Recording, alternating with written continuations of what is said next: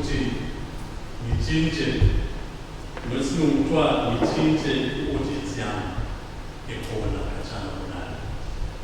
Ngiyananzelela kakhulu nxa ngilapha noma siyixeshana elincane kodwa ngenqande yenkosi nxa sokuhamba kubathile nafika khatshana thinta abantu khatshana ngiyabafisa ukuthi abantu bezwe amathuba ukuthi sihamba labo. Angazi ukuthi sizathola ngaphela sihlala phansi kancane sikhuluma kodwa hayi sizaqhubeka lapho.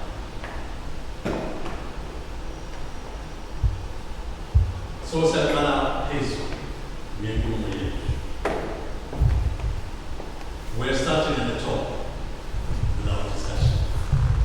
With what it is that I've said a few words about. We've got an opportunity to come and have a conversation, exchange views, exchange ideas. It was an impromptu gathering that we did.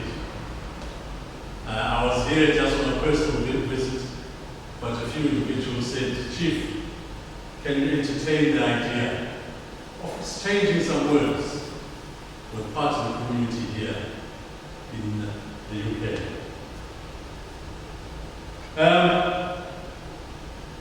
Initially, I'll run through, very briefly since time is not on our side, what the story is.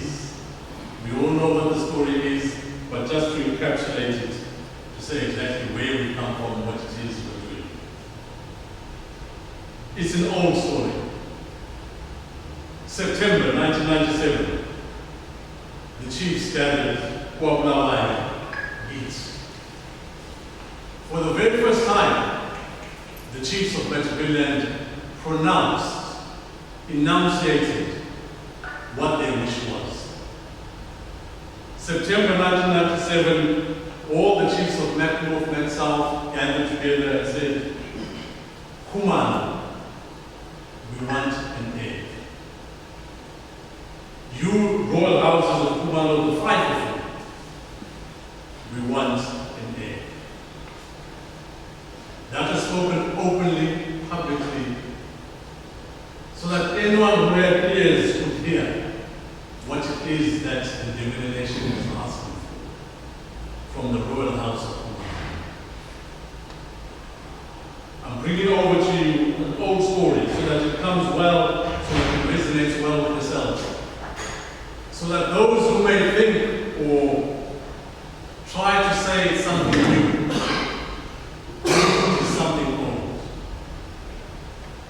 but it's older than that. Because we're here trying to put together the lineage of our last king, Lobengula, 123 years ago. It is a long time, a century plus, for a nation not to have money. So that is what we're trying to put together here.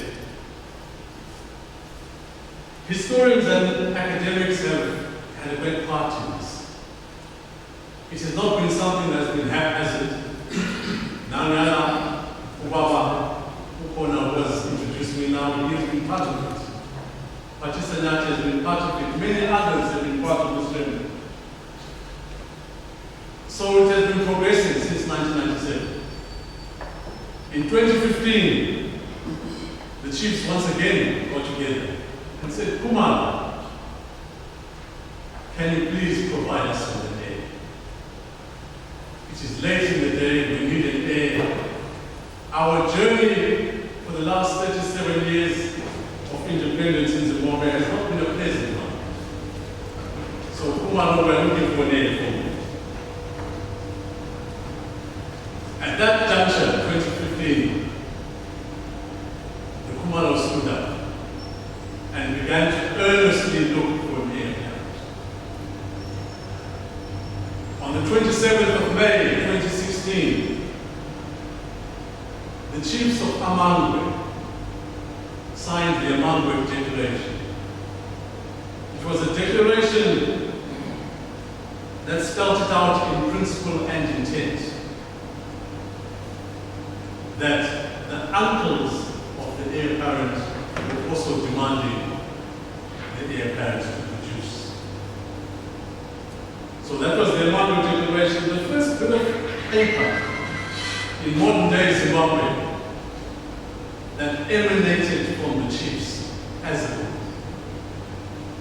So here we're looking at a situation whereby in modern day independent Zimbabwe, a certain portion of the chiefs, numbering 86,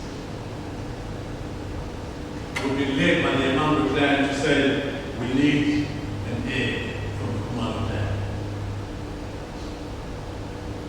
Many meetings and discussions happened. There's a great deal of conversation amongst the Kumalos, and there was a great number of meetings amongst the Kumalos. During that process, from that time, all 5 houses of the Kumalos, at different intervals, presented themselves to the chiefs. Naturally, different contestants came from amongst the Kumalos. Now, I know there's been a constant worry or question mark when we talk about this journey, that some people have said, but chiefs, so many contestants have produced themselves. In the name, I would say probably Stanley Raphael and Peter Zwide were the main ones to came. But we must go back to our history. It is right and proper for there to be many contestants to the day of government. It's in society. It is cultural. It is fitting. It is a necessary requirement that there be a contest for the day of government. So when people are looking at this whole issue, they should have that in the back of their mind, that for us, the Ndebele's emanating from KwaZulu and further afield that live in the Swazi and the likes, there needs to be a contestant. And so for us chiefs, we were not worried when the contest began. And it has been a good contest. Stanley shot off first and did his thing. He fought gallantly. He did well. He set out his mark very clearly indeed, what it is he was coming to bring. Likewise, Peter Zwide followed after Stanley and also did well. Set out his pitch to say exactly what it is he was standing. For myself, since we've gone some way further down the road, I can only but applaud the contests for having taken part in this contest. And as I come here and having come from South Africa and elsewhere else, I can say, well done, Stanley, you put up a good contest. And your followers as well supported you well in that perspective. Well done, Peter Zwide, you did well as well, with your followers as well. But to every contest, there is a finishing line. And that finishing line came very quickly after some time.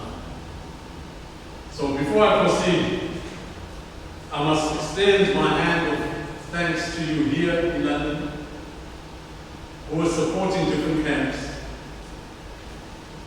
who did well with regard to various responsibilities. But it is also to applaud you to say that now that you've come together, now that you're coming together to be one, it is a great achievement that you've done. Because the events of recent times have shown where things are going regarding our issue. On the 19th of August, 2017, in Bulawayo, the 5 houses of the Kumanos were together. They invited representation from the chiefs. Those chiefs in the name were myself and Chief Base Boydwire, were present at that meeting. It was a historic day. It is a day that I'm sure our children and children's children will read about in history books. Because it was the first time for the Khumalo House to produce the name of the heir apparent. When they produced that heir apparent to the chiefs,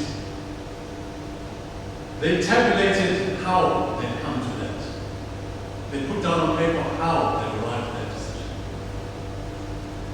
And the chiefs in turn had an opportunity to ask them certain questions to verify that they'd gone the right route. As traditional leaders, as chiefs, we too also possess similar knowledge to the Khumalo plan of who should the heir apparent be, where should it go to. And so it was not a one-way conversation, it was a two-way conversation. Asking the inquisitive of saying, Khumalo, have you found the right heir? Have you done this? Have you done that? Have you done that? And so, on that day, the heir was produced. It was produced for us. And as I was saying earlier on, it was a historic day. The heir that we have, which is now common knowledge, is Bulelani Nobengula Khumalo, from the house of Mujube.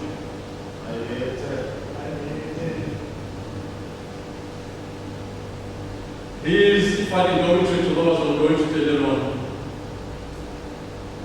Bulelani Nobengula Khumalo is the son of Prince Humphrey Legacy Nobengula Khumalo, who in turn is the son of Prince Patrick Fanaboyd Nobengula Khumalo, who in turn is the son of Prince Rose Mpano Nobengula Khumalo, who in turn is the son of Prince Mujube Nobengula Khumalo, who in turn is the son of King Nobengula Khumalo, who in turn is the son of King Mzilikazi Nobengula. That is the chronology that was produced at that meeting. Going back 7 generations. 7 generations is a long way to go back in that search. But to give you a little glimpse of the background from whence we come, some of you may know it, some of you may not know it as clearly, but it is about giving you a snapshot of why it is that some of us, and myself in particular, constantly say the modern state of Zimbabwe is the nation of nations. That we qualify under all criteria to view ourselves as a nation.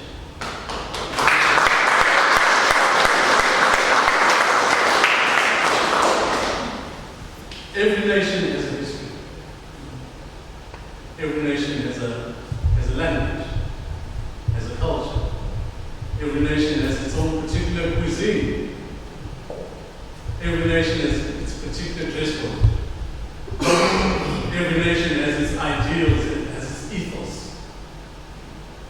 We fit well into that. But let me give you a glimpse of our historical chronology that cannot be denied, even if someone was saying you don't qualify. 1790, Mzilikazi is born.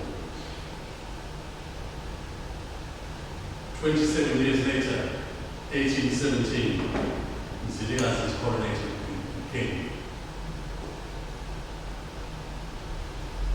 Those are facts, historical facts.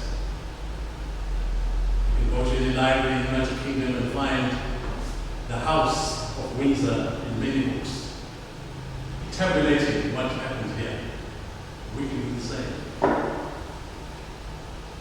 1868, at the age of 78, Mzilikazi passes away.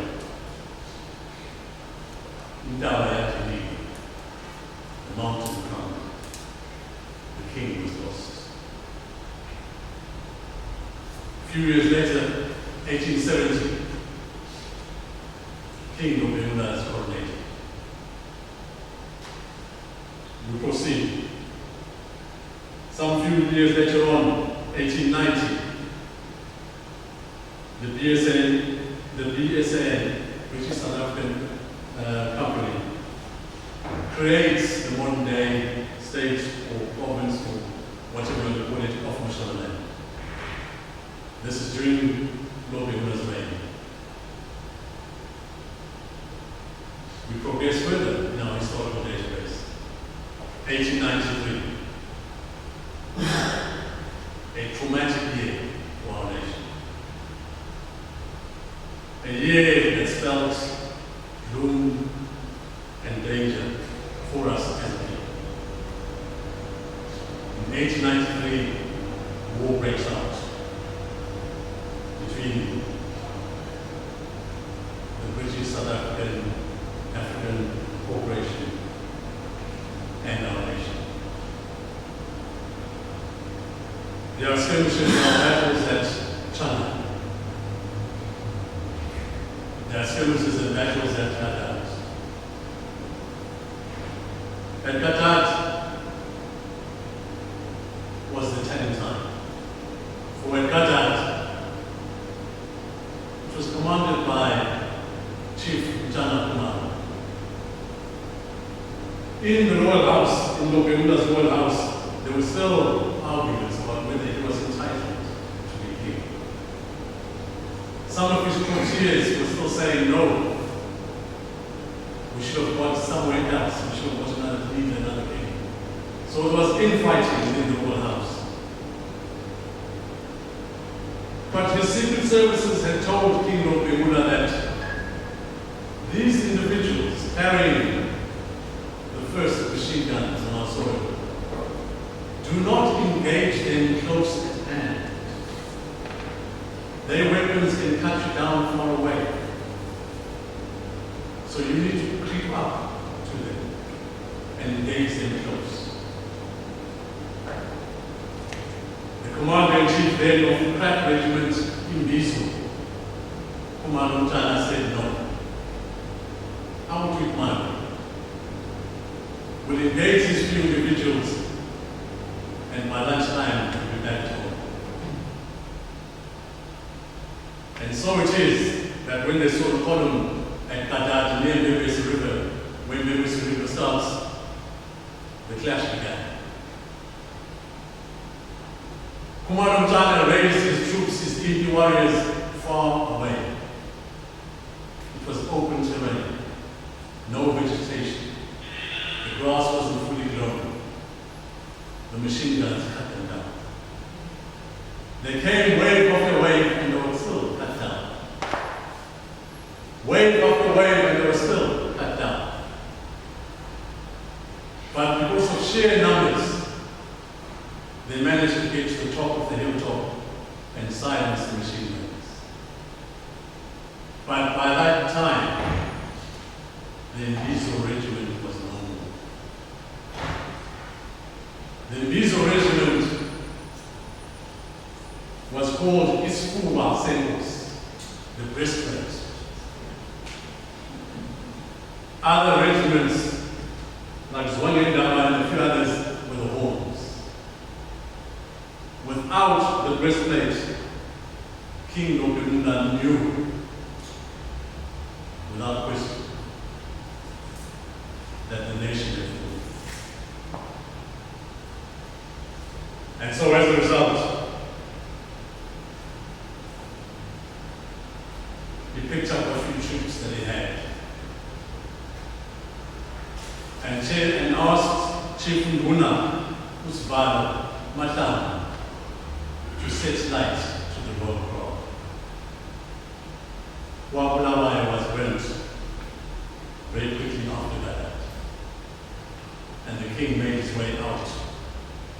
still being pursued by a number of regiments at Delapansi and a few other places.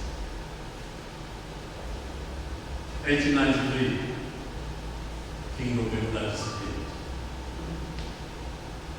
He went across the river and was seen no more. I'm still touching on the basis that we qualify to be a nation. I'm still singing our song, our historical song, that tabulates who we are. The following year, 1894, just 1 year later, a few months, the offspring of Nobengula were identified. The BSA had asked the local elder people who were entitled to be heirs to the throne. And the word came out that those closest to the throne were his son Jume, Pezeni, and also the daughter who was there with him. These were promptly taken up and sent to South Africa in the Eastern Cape for education. Not that they wanted to be taught, but it was more a case that they needed to be removed from the area so that the Ndebele nation would not have a king. Once again, these facts can easily be checked and cross-checked, and they are there for everyone to see that indeed this is what happened.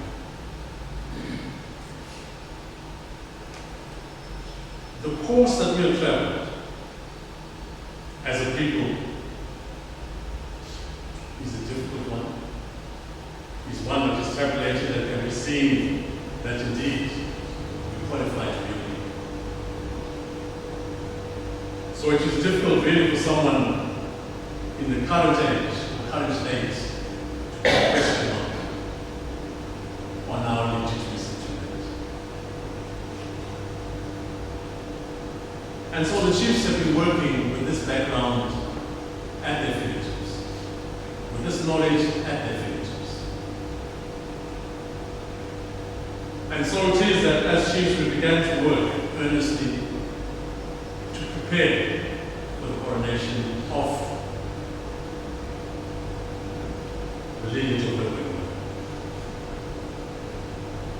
In our preparations, we engaged the government, the past Zimbabwean government and the present Zimbabwean government. We worked with them throughout to inform them.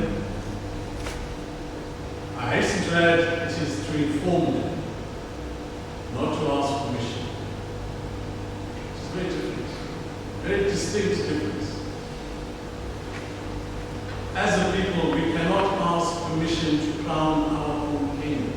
Otherwise, that would not be our king. We have to crown our own king. We cannot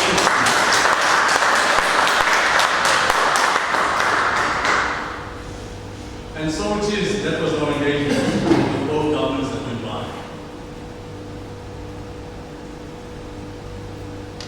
And so we were quite clear that enough documentation had been passed to whoever had an interest in this matter. In early January 2018,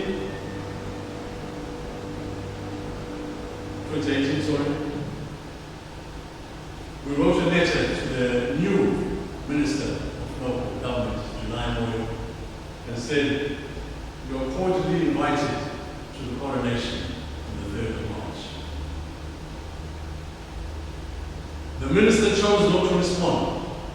He kept quiet. But we were not too worried because we had a folder full of information from the government saying that they had no objections to this, that indeed they thought it was a good idea. We had minutes from meetings whereby we met vice presidents and presidents and ministers and all the likes who were the same thing, that they had no objections, that they thought it was a good idea. So we were not worried that the Minister July Moyo did not respond to us in early January. We were surprised to receive a letter at the end of February this year, emanating from his office, telling us that what we were trying to do was unconstitutional.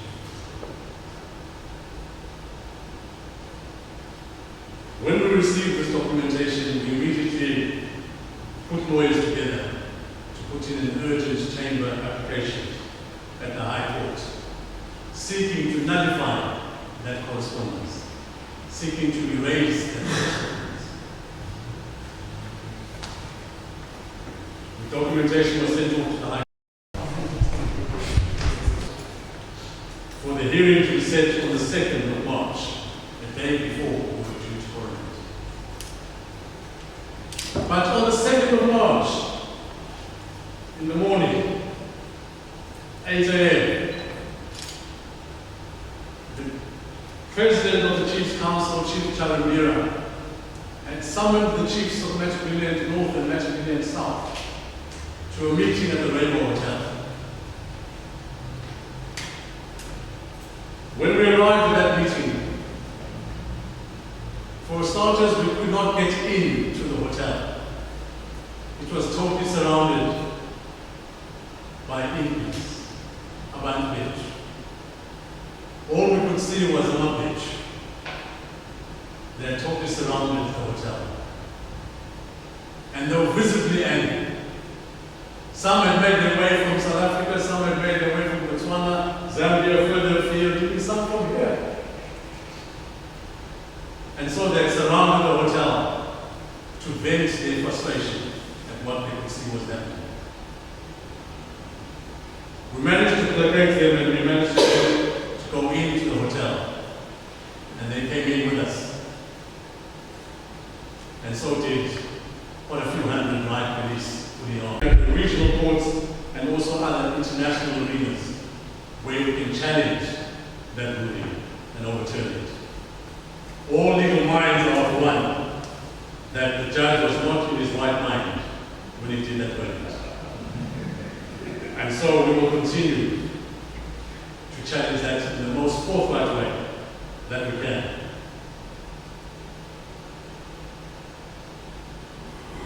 In a tangent to that, because we know that legal processes sometimes take a long time. They can be drawn out.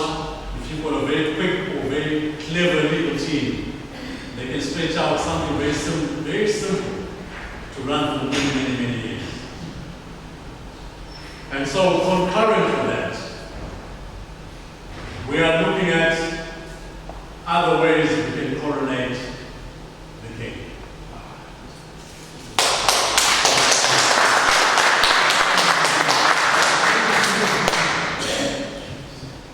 We are very close indeed to finding a number of paths by which we can do that.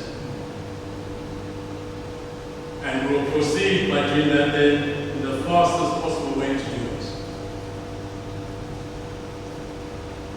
I can only but reiterate and say that, yes, before you was just Chief Ngwenya of Ndawazulu. But Chief Ngwenya is standing on behalf of the Crown Council, which has a number of chiefs in it, 52 chiefs. But further afield from that, the chiefs who hold a similar view to myself are 75. 75 out of possibly 85 chiefs who could have a view on this. Ladies and gentlemen, it is hard for me to put to words what that means. Because it means that for the first time in many, many, many years, the chiefs are of one mind.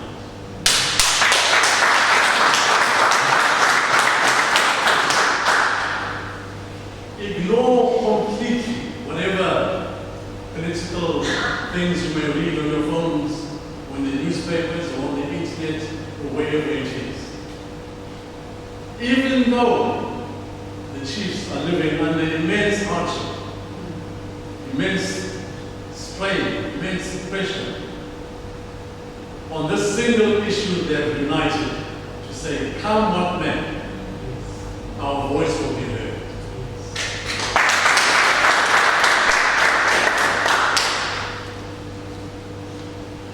I'm hopeful that we'll make an announcement shortly to you about the route we have chosen to coronate the king.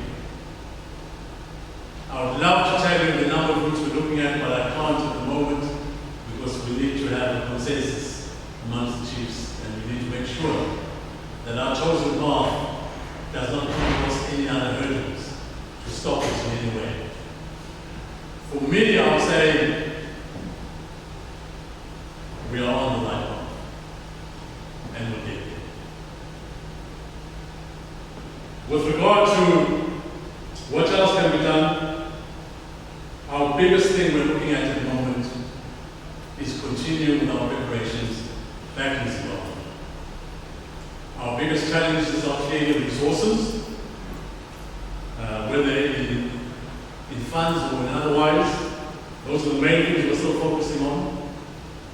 We're still focusing on the preparations that need to be done in order to get this coronation going. But we're also starting to focus on after the coronation, because we are resurrecting an institution. People sometimes are saying, we're looking at the king, I'll say you're wrong. What this king amounts to, what this royal house amounts to, is us resurrecting the institution of traditional leadership, so that we will have a new branch within Zimbabwe that will look after this new institution. Currently we have, if we start from the village, we have the village head, Sopo, then you climb up and you get to Lisa, looking after a group of villages. After Lisa, then you have the chief.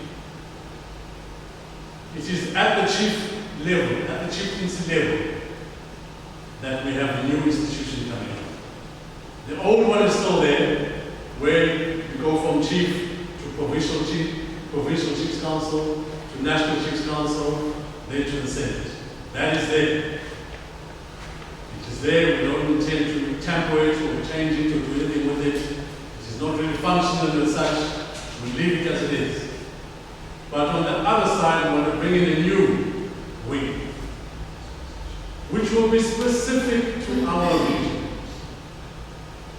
From the chief will meet in the house of the chiefs, in Yamatos, where for the first time, all chiefs, Met North, Met South, and even the regions, will meet in that forum to find commonality, to find the things that are stressing us, to find answers and solutions for our region, to begin speaking up for our region. So in the house of the chieftaincies there, we'll progress to the advisory council for the king and the monarch that's coming up. And after that, we'll progress to the inner house, the inner chamber, who will be the king's closest advisors.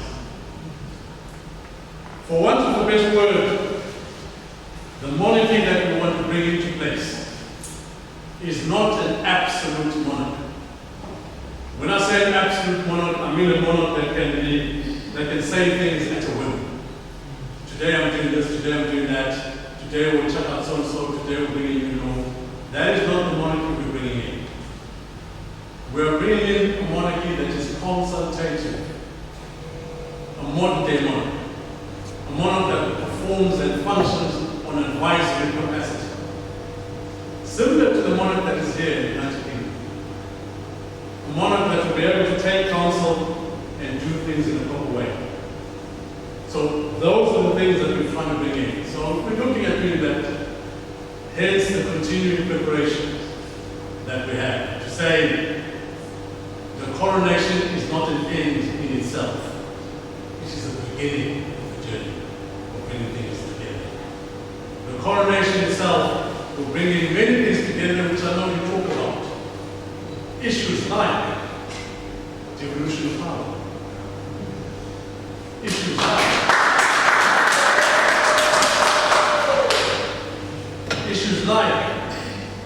seeking closure to the genocide of Wahungu.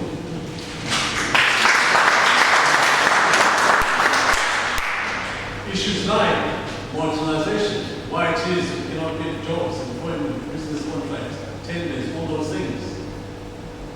Issues like affirmative action, rectifying the imbalance that is there in the employment arena. Your surname should not deny you a job. Your surname should not deny you a business application. Your surname should not deny you anything at all. When you're holding your ID card or your passport with your surname on it, you should not feel like a second-class citizen in this world.